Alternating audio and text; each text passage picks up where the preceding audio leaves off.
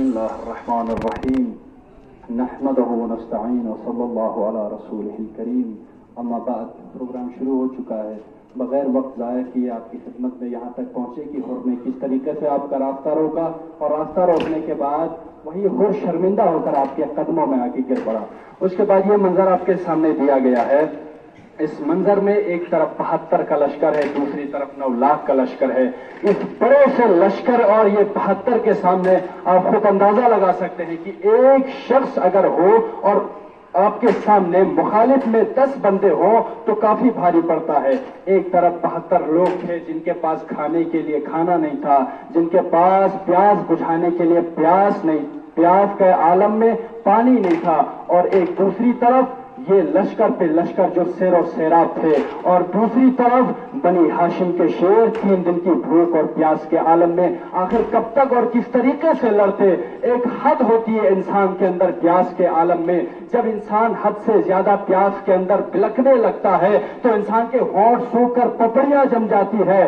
کربلا میں 3 دن کے پیاس کے عالم میں اس بنی ہاشم کے شیروں نے جس طریقے سے جنگ کی وہ آج پوری کائنات میں تاریخ میں لکھا جا رہا ہے اور لکھا جائے گا کہ ایک طرف 72 تھے اور دوسری طرف 9 لاکھ کا لشکر تھا, اور 9 لاکھ کے لشکر کو جو سیر و سیراب اور تمام یزید کے لشکر سب سیر و سیراب, اور دوسری طرف فرزندان لشکر توحید کا لشکر جرار, اور ان کا چیف تھا حضرت ابوالفضل العباس. اور کس طریقے سے انہوں نے اپنے جان کا نذرانہ پیش کر کے امام حسین کے لیے اور وقت آخر فرمایا کہ کاش ہمارے جسموں میں دوبارہ ہماری جانوں کو اگر ڈال دیا جائے کہ مولا حسین ہم پھر سے اپنی ان جانوں کو آپ کے اوپر نذرانے کے طور پر پیش کریں گے.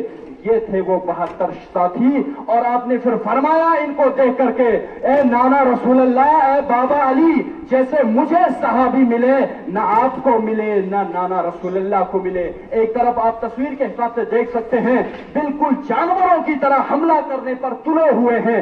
شاید یہاں پر چند لوگ ایسے ہیں جو صرف ان کے حصار میں آ کر کے یہ جان بلک ہو سکتے ہیں. آخر میں پورا حملہ کرنے کے لیے لشکر پہ لشکر باقی ہے. تو کس طریقے سے حسین ان کے اوپر جیت حاصل کرتا, لیکن دل میں محبت خدا, جذبہ خدا اور اسلام کو بچانے کے لیے جو جذبہ لے کر کھڑے تھے, امام کی نظر میں دین اور اسلام کو بچانے کا جذبہ تھا. باقی سامنے 9 لاکھ تو کیا 9 کروڑوں پورے اربوں, اگر 9 لاکھ کا لشکر ہوتا تو امام ان سے بھی لڑ جاتے. جب امام کے پاس جو جذبہ تھا, اس کے بعد جب امام سامنے لشکر پہ لشکر آتے ہیں, سپاہیوں پہ سپاہیاں آ رہے ہیں, اسی اثنا میں ایک جوان بیٹا آ کر کے حسین کے کلیجے سے لگ کر فرماتے ہیں, چچا جان اب اس بھتیجے کو بھی اجازت دے دیجئے جا کر کے آپ کے اوپر جان نچھاور کرے. تو امام حسین لپٹ گئے, سینے سے لگایا, میری جان تم میرے بھائی حسن کی نشانی ہو, آپ کو کس طریقے سے جانے کی اجازت دے دوں, آپ کا تو نام میرے فہرست میں ہے ہی نہیں. روتے بلکتے اس بچے نے, یہ ہے امام حسن علیہ الصلوۃ والسلام کے لاڈلے جناب قاسم علیہ الصلوۃ والسلام, فرماتے میرا نام فہرست میں نہیں, یہ کیسے ہو سکتا ہے. فرماتے میرے لال قاسم آپ میرے بھائی حسن کی نشانی ہو. جب میرے بھائی کی مجھے یاد آتی ہے میں آپ کا چہرہ دیکھ لیتا ہوں. آخر میں حضرت قاسم کو جنگ میں جانے کی, میدان میں جانے کا وہ جذبہ تھا کہ کس طریقے سے. امام فرماتے ہیں کہ اے میرے لال قاسم آپ کے نزدیک یہ موت کیسی ہے. فرماتے ہیں شہد سے بھی زیادہ میٹھی. اور فرماتے ہیں کہ میرے لال قاسم تمہیں اجازت کس طریقے سے دوں, جب حسن کی یاد آتی ہے میں آپ کو دیکھ لیتا ہوں. تو جب اصرار بڑھا تو ایک بابا حسن نے وقت آخر حضرت قاسم کو ایک خط تعویذ لکھ کر کے بازو پر باندھ دیا تھا. بازو پر باندھنے کے بعد اس کے بعد آپ کو اجازت ملی. اس کے بعد آپ کے سامنے اجازت حاصل کرنے کے لیے ہم شبیہ ہے پیغمبر حضرت علی اکبر تشریف لائے. یہ جو کڑیل جوان جسے حضرت لیلا نے پروان چڑھایا, حضرت زینب نے پروان چڑھایا, وقت آخر جب یہ لال چلا گیا, کوئی ضعیف باپ سے پوچھے جب بیٹا مرنے پہ جاتا ہے تو کیا عالم ہوتا ہے. حضرت امام حسین کے سامنے جب بیٹا جا رہا ہے تو فرماتے ہیں خدا گواہ رہنا اب اسے بھیج رہا ہوں جو شکل میں, صورت میں, سیرت میں, رفتار میں, گفتار میں ہو بہو تمہارے رسول کی شبیہ ہے. گواہ رہنا اسے بھیج رہا ہوں. اس کے بعد امام حسین کی آنکھوں کی بینائی چلی گئی. جب بیٹا مرنے کے لیے جا رہا تھا. ایک جملہ آخر میں فرماتے ہیں میرے لال کاش تمہارا جوان بیٹا ہوتا, تمہیں معلوم ہوتا جب جوان مرنے کے لیے جاتا ہے تو عالم کیا ہوتا ہے. اس کے بعد ایک بیٹا گیا, ایک بھائی کا بیٹا گیا, پھر اس کے بعد گود کے پالوں کی باری آئی. جب جوان چلے گئے تو گود کے پالے حل من ناصر ینصرنا, ارے کوئی ہے جو حسین کی مدد کرے, کوئی ہے جو حسین کی آواز پہ لبیک کہے. ایک بچہ کھڑا ہوا جو دودھ پیتا ہوا بچہ تھا, جس کے اندر تلوار چلانے کی طاقت نہیں تھی, جس کے اندر زبان چلانے کی طاقت نہیں تھی. یہ بیٹا کھڑا ہو کر جھولے سے زمین پر پٹک دیا اور فرماتے ہیں جب رونے کی آواز آئی تو امام حسین تشریف لے گئے در خیمہ پر. کیا عالم ہے کہ میرے ہوتے ہوئے یہ گریہ کی آواز.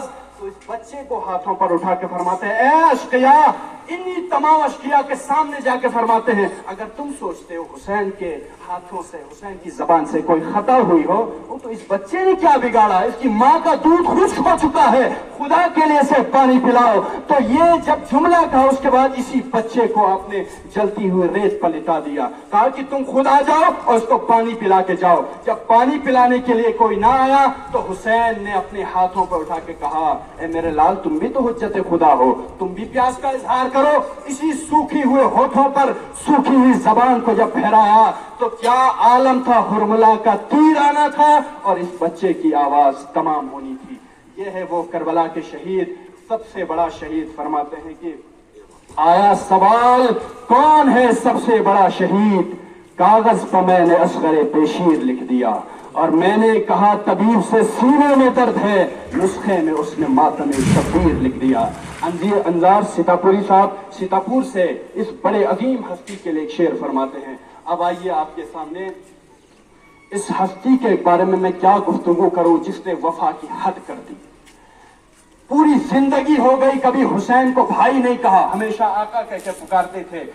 یہ جو منظر آپ دیکھ رہے ہیں یہ منظر اس وقت کا ہے جب العطش ہائے پیاس مارے ڈال رہی ہے. ارے کوئی ہے جو ان یتیم بچوں کو پانی پلاتا.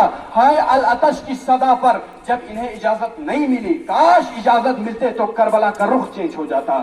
انہیں اجازت نہیں ملی حضرت ابوالفضل عباس کو ٹوٹا ہوا نیزہ لے کر, علم لے کر, اس پر حضرت سکینہ کی مشق کو باندھ کر آپ کربلا معلی میں چلے گئے. اور جب میدان کی طرف گئے تو آپ نے چلو میں اس طریقے سے پانی کو اٹھایا, جب پینا چاہا ہونٹوں سے لگانے کی کوشش کی, حسین کی یتیمہ سکینہ یاد آ گئی. کس طریقے سے پانی پیتے, پانی کو پانی پر مار کر آپ نے اپنے گھوڑے سے کہا تو پیاسا ہے تو پانی پی لے. اس جانور نے پانی کو ہونٹ نہیں لگایا, گویا وہ جانور بتلانا چاہتے تھے مولا عباس حسین کی بچی پیاسی ہے, میں کس طریقے سے پانی پی لیتا.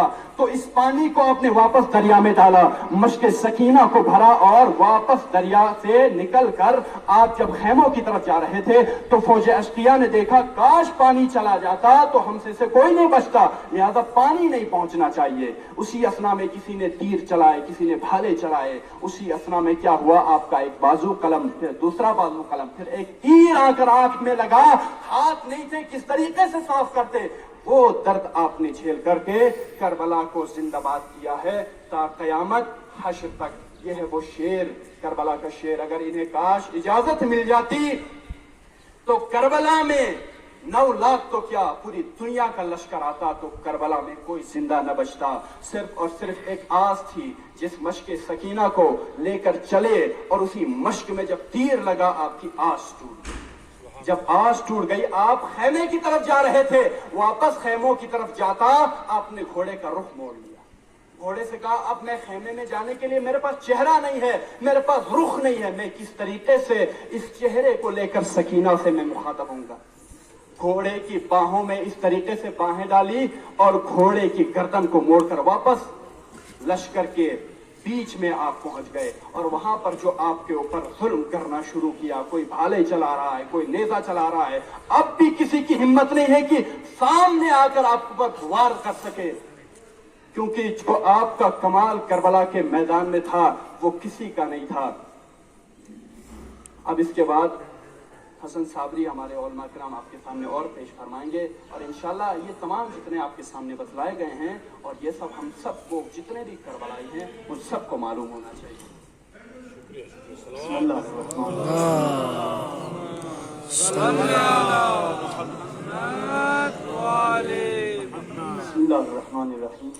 تصویر کو مربوط به این شب عاشور. شب عاشور امام حسین که خودنامه جمع بس اسیا چیزا چین جمع شروع شدیم. چیزا چین دیگه ما جمع شروع شدیم